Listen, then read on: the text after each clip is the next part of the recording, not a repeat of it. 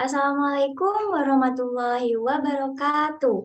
Kami dari kelompok 1 yang beranggotakan saya sendiri, Puput Indrawati, kemudian ada Feni Aprilia Khotimah, ada Mary Rosa Derenia Fandinata, ada Desi Apriliana, dan Gusti Emma Jaleha. Di sini kami ingin memaparkan materi mengenai filsafat dan konsep pendidikan matematika realistik.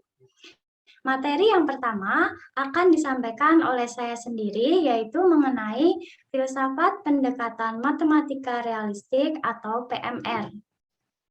Nah, di sini ada pendapat menurut beberapa para ahli. Yang pertama, menurut Hans Brundenthal.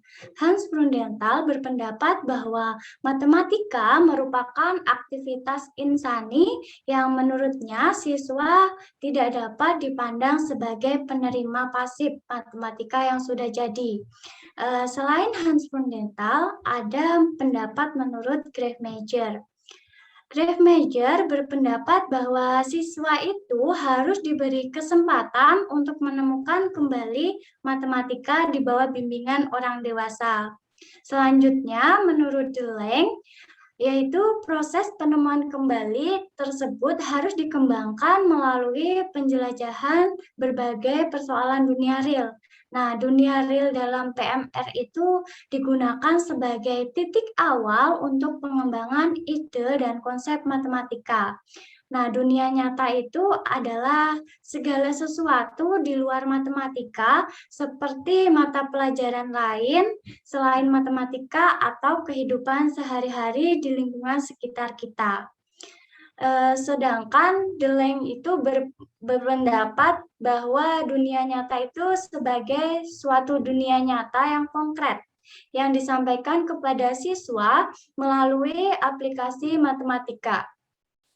Selanjutnya ada proses pengembangan ide dan konsep matematika yang dimulai dari dunia nyata oleh Deleng yang disebut matematisasi konseptual, yang dimulai dari dunia nyata, kemudian abstraksi dan formalisasi, kemudian matematisasi dan refleksi, selanjutnya matematisasi dan aplikasi akan kembali lagi ke dunia nyata. Nah, suatu model skematis tersebut merupakan proses belajar yang digambarkan sebagai suatu sikel atau lingkaran yang tak berujung, yang berarti proses itu lebih penting daripada hasil. Nah, selanjutnya,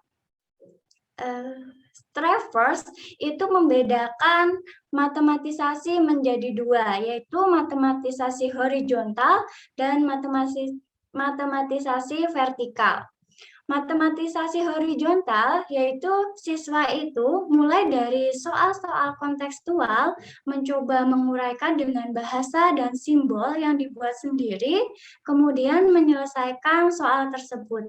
Sedangkan matematisasi vertikal, siswa itu mulai dari soal-soal kontekstual, tetapi dalam jangka panjang kita dapat menyusun prosedur tertentu yang dapat digunakan untuk menyelesaikan soal-soal sejenis secara langsung tanpa menggunakan bantuan konteks. Jadi pada matematisasi horizontal dan vertikal ini, siswanya itu sama-sama memulai dari soal-soal kontekstual. Namun, kelebihan dari matematisasi vertikal ini dapat menyusun prosedur tertentu yang dapat digunakan untuk menyelesaikan soal-soal sejenis. Nah, selanjutnya, PMR itu dapat dibedakan dengan teori-teori lain dalam pendidikan matematika seperti mekanistik, empiristik, dan strukturalistik. Nah, pada teori pendidikan matematika mekanistik itu tidak mengandung matematisasi horizontal maupun vertikal. Di sini mekanistik itu bersifat algoritmik dan cenderung menjadikan proses pembelajaran itu menggunakan metode ceramah dan latihan menggunakan rumus-rumus dan hukum-hukum matematika. Sedangkan empiristik itu mengandung matematisasi horizontal tetapi tidak mengandung vertikal. Matematisasi horizontal dimanifestasikan secara jelas dengan menggunakan cara informal sebagai basis pembelajaran, namun tanpa dukungan model-model skema dan sejenisnya, sehingga pembelajaran itu sukar mencapai tingkat formal. Selanjutnya ada strukturalistik. Nah, ini tidak mengandung matematisasi horizontal, tetapi mengandung matematisasi vertikal. Pada strukturalistik ini, operasi-operasi, bentuk-bentuk matematis, dan sejenisnya dikonkretkan dengan menggunakan alat bantu atau media pembelajaran yang sengaja dibuat sebagai representasi konsep dan ide matematik. Nah, dari keempat teori dalam pendidikan matematika tersebut tidak ada yang sama dalam kandungannya horizontal dan vertikal, di mana untuk realistik sendiri mengandung matematisasi horizontal dan vertikal.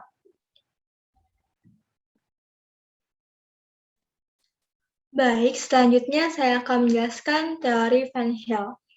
Nah, para peneliti di Institut Frendenthal mencatat bahwa teori Van Heel ini penting bukan karena penggunaan teoritisnya, tapi berdasarkan implikasi praktisnya. Nah, teori Van Heel ini beliau menjelaskan mengenai proses belajar yaitu akan melalui 3 tingkat. Yang pertama, siswa mencapai tingkat pertama apabila dapat berpikir dan memanipulasi karakteristik yang dikenal dari pola yang diketahuinya. Atau artinya, matematika harus dimulai dari suatu tingkat di mana konsep yang digunakan mempunyai derajat familiaritas yang tinggi bagi siswa. Seperti yang kita tahu, setiap siswa pasti sudah mempunyai perangkat pengetahuan yang sudah mereka miliki sebagai akibat dari interaksi dengan lingkungan atau proses belajar yang sudah mereka lalui sebelumnya. Nah, sehingga proses belajar itu akan bermakna bagi siswa dan siswa dapat mengembangkan lebih lanjut pengetahuan tersebut ke tingkat yang lebih tinggi. Nah, selanjutnya yaitu siswa akan mencapai tingkat kedua apabila ia dapat memanipulasi keterkaitan dari karakteristik. Nah, seperti yang disampaikan oleh Graeber, tujuan pembelajaran matematika adalah menciptakan suatu kerangka relasional.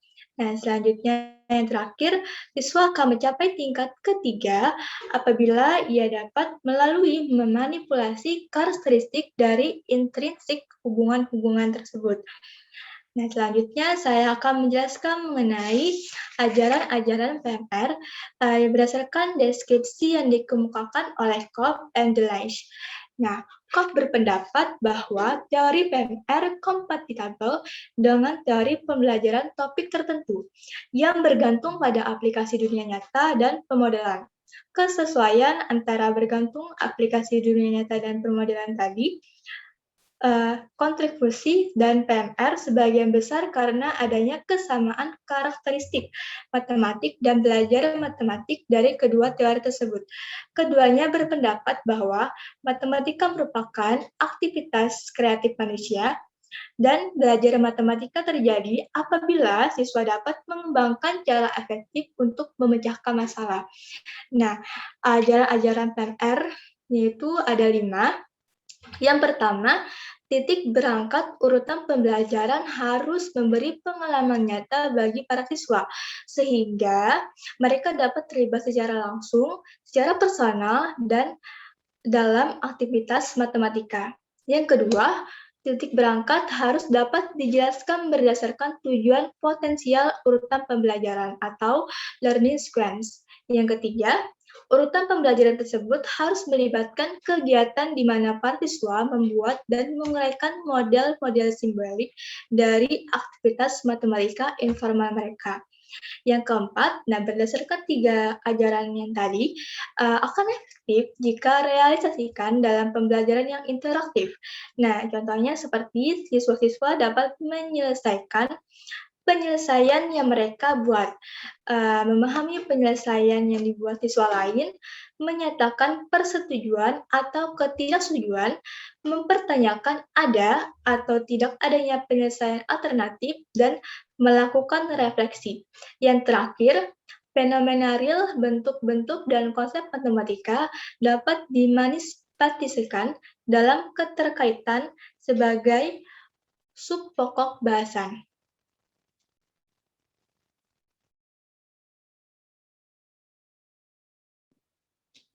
Nah, kemudian kita akan membahas mengenai konsep pembelajaran dalam PMR.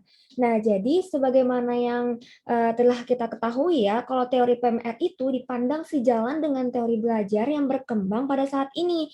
Nah, seperti kayak konstruktivisme dan CTL, atau kita kenal itu adalah pembelajaran kontekstual. Nah, tapi di sini kita baik pendekatan konstruktivisme atau maupun CTL itu dia mewakili teori belajar secara umum. Nah, sedangkan kalau PMR itu adalah suatu teori belajar yang dikembangkan itu adalah untuk khusus matematika. Nah, kemudian konsep dari PMR ini diakui bahwa sejalan dengan kebutuhan untuk memperbaiki pendidikan matematika di Indonesia yang didominasi oleh persoalan bagaimana meningkatkan pemahaman siswa tentang matematika dan mengembangkan daya nalar. Nah, kemudian juga di dalam PMR ini, pembelajaran itu harus dimulai dari sesuatu yang real, sehingga siswa dapat terlibat dalam proses pembelajaran itu secara bermakna. Nah, kemudian di sini dalam proses tersebut, kita perlu tahu bahwa di sini peran guru hanya sebagai pembimbing dan fasilitator bagi siswa dalam proses rekonstruksi ide dan konsep matematika. Nah, kemudian Grabemeyer itu dia menyebutkan bahwa peran guru juga harus berubah dari seorang validator, di mana validator itu menyatakan apakah pekerjaan dan jawaban siswa benar atau salah, menjadi seorang yang berperan sebagai pembimbing yang menghargai setiap kontribusi, di mana kontribusi di sini adalah pekerjaan dan jawaban siswa. Nah, kemudian Deleng juga mengatakan bahwa pembelajaran matematika dengan pendekatan PMR itu ada meliputi aspek-aspek, yaitu pertama, memulai pelajaran dengan mengajukan masalah atau soal yang real bagi siswa sesuai dengan pengalaman dan tingkat pengetahuannya. Nah, jadi di sini kita sebagai guru itu mengajukan masalah atau kita kenal dengan sebagai soal. Nah, itu tuh dia real di sini, maksudnya adalah konteksnya itu sangat dekat, familiar dengan siswanya tersebut. Nah, kemudian untuk yang poin kedua adalah permasalahan yang diberikan itu harus diarahkan sesuai dengan tujuan yang ingin dicapai dalam pelajaran tersebut. Nah, kan kita sudah mengenal bahwa ada RPP. Nah, kemudian di dalam RPP tersebut ada tujuan pembelajaran. Nah, jadi permasalahan yang diberikan itu juga harus diarahkan sesuai dengan tujuan yang ingin kita capai. Nah, untuk yang poin ketiga, yaitu siswa mengembangkan atau menciptakan model-model simbolik itu secara informal terhadap persoalan atau masalah yang diajukan. Nah, jadi setelah tadi yang pertama itu kita masalahnya itu harus real. Kemudian permasalahan yang harus diberikan itu juga harus diarahkan dengan tujuan yang ingin dicapai. Nah, di sini setelah kita memberikan permasalahan, siswa mengembangkan atau menciptakan model-model simbolik itu secara informal gitu. Kemudian untuk yang poin keempat yaitu pengajaran berlangsung secara interaktif. Nah, apa maksudnya interaktif di sini? Yaitu di mana siswa itu menjelaskan dan memberikan alasan terhadap jawaban yang diberikan. Nah, kemudian juga dia dapat memahami jawaban dari temannya. Nah, mereka juga dapat menyatakan kesetujuan maupun ketidaksetujuan. Nah, kemudian juga mereka dapat mencari alternatif penyelesaian yang lain dan melakukan refleksi terhadap setiap langkah yang ditempuh atau terhadap hasil pelajaran.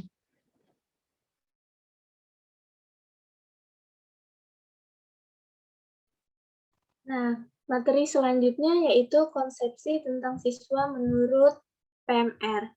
Sebelum itu, biasanya siswa dipandang sebagai botol kosong yang perlu diisi air. Namun, menurut PMR, siswa itu dipandang sebagai human being yang memiliki pengetahuan dan pengalaman yang diperoleh melalui interaksi siswa dengan lingkungan sekitar. Nah, Menurut PMR pula, siswa juga memiliki potensi untuk mengembangkan pengetahuan tersebut. Dalam pembelajaran matematika, siswa dapat mengembangkan pengetahuan dan pengalaman apabila diberikan ruang dan juga kesempatan. Siswa dapat mengkonstruksi kembali temuan-temuan dalam bidang matematika melalui kegiatan dan eksplorasi berbagai permasalahan, baik permasalahan dalam kehidupan sehari-hari siswa ataupun permasalahan dalam matematika itu sendiri.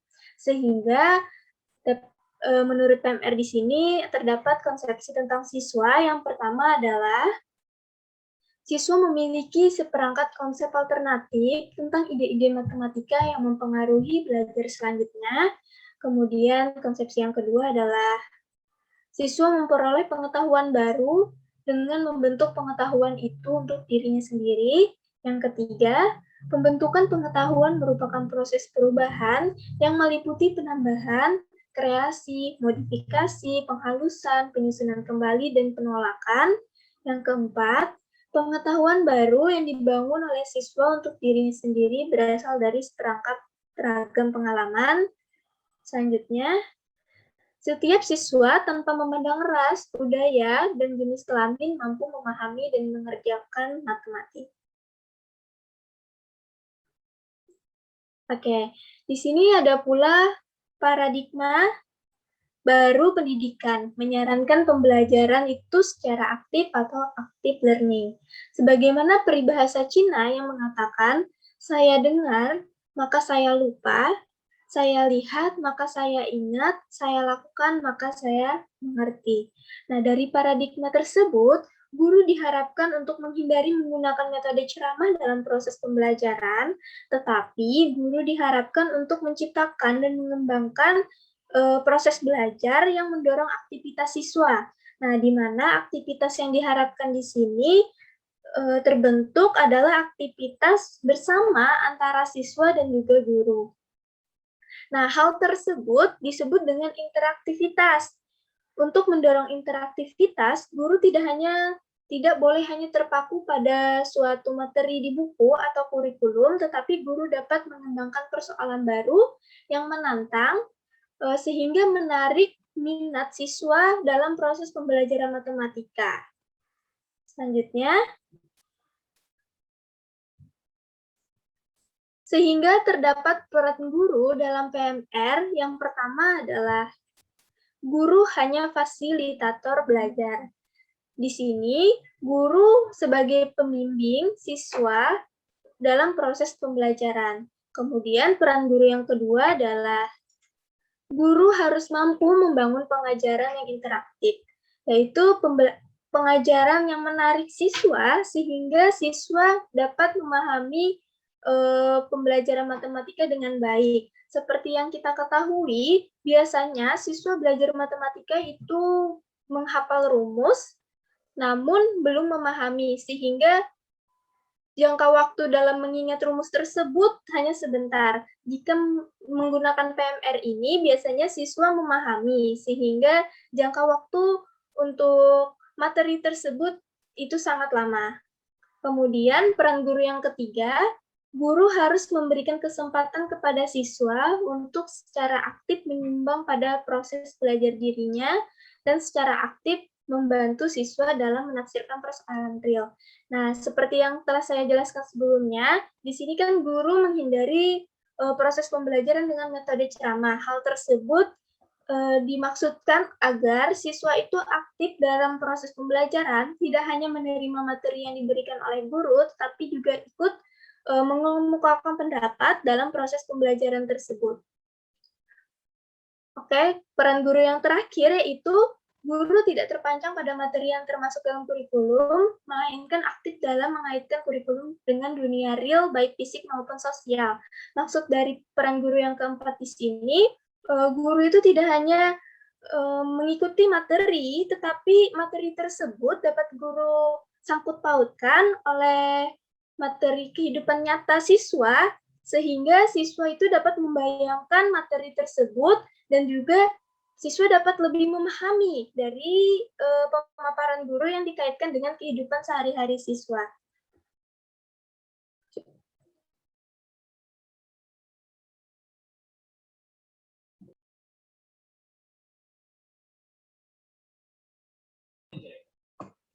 Baik, selanjutnya saya akan menjelaskan mengenai prinsip dan karakteristik dasar pembelajaran matematika realistik. Oke, baik. Menurut Gravenmeiser, ia mengemukakan bahwa terdapat 3 prinsip kunci pembelajaran matematika realistik, yaitu yang pertama ada gadget reinvention, yaitu artinya menemukan kembali. Jadi, siswa itu harus diberikan kesempatan untuk menemukan sendiri, baik itu konsep, definisi, maupun teorema, atau cara penyelesaian melalui pemberian masalah kontekstual dengan berbagai cara. Kemudian yang kedua ada dialectical phenomenology, yaitu fenomena didaktik, di mana untuk memperkenalkan topik-topik matematika pada siswa, guru harus menekankan pada masalah kontekstual, yaitu masalah-masalah yang berasal dari dunia nyata atau masalah yang dapat dibayangkan oleh para siswa. Kemudian, yang ketiga yaitu self-developed models, artinya mengembangkan model sendiri. Jadi, ketika mengerjakan masalah kontekstual, siswa itu mengembangkan model dengan cara mereka sendiri. Baik, selanjutnya ada 5 karakteristik dasar dari pembelajaran matematika realistik. Nah, yang pertama yaitu menggunakan masalah kontekstual. Proses pembelajaran menggunakan PMR ini itu selalu diawali dengan masalah kontekstual, tidak dimulai dari sistem formal. Masalah kontekstual yang digunakan itu merupakan masalah sederhana yang dikenal oleh siswa. Masalah kontekstual itu dapat berupa realita atau sesuatu yang dapat dibayangkan oleh siswa. Kemudian dimasuki yang kedua yaitu menggunakan model. Nah, penggunaan model, skema, diagram, simbol, dan sebagainya itu merupakan jembatan bagi siswa dari situasi konkret menuju abstrak. Nah, jadi nanti siswa diharapkan dapat mengembangkan modelnya sendiri. Kemudian, yang ketiga yaitu menggunakan kontribusi siswa. Nah, dalam menyelesaikan masalah, siswa mempunyai kesempatan untuk menemukan cara pemecahan masalah dengan atau tanpa bantuan guru. Nah, proses ini menunjukkan bahwa pemecahan masalah merupakan hasil konstruksi dan produksi siswa sendiri. Dengan kata lain, dalam PMR, kontribusi siswa itu sangatlah diperhatikan. Kemudian, poin yang keempat itu terdapat interaksi. Proses mengkonstruksi dan memproduksi pemecahan masalah tentu tidak dapat dilakukan sendiri. Nah, oleh karenanya perlu adanya interaksi baik antara siswa dengan guru maupun siswa dengan siswa. Kemudian poin yang kelima yaitu terdapat keterkaitan di antara bagian dari materi pelajaran. Struktur dan konsep matematika itu kan saling berkaitan. Nah, oleh karena itu, keterkaitan antar topik itu harus digali untuk mendukung pembelajaran yang lebih bermakna.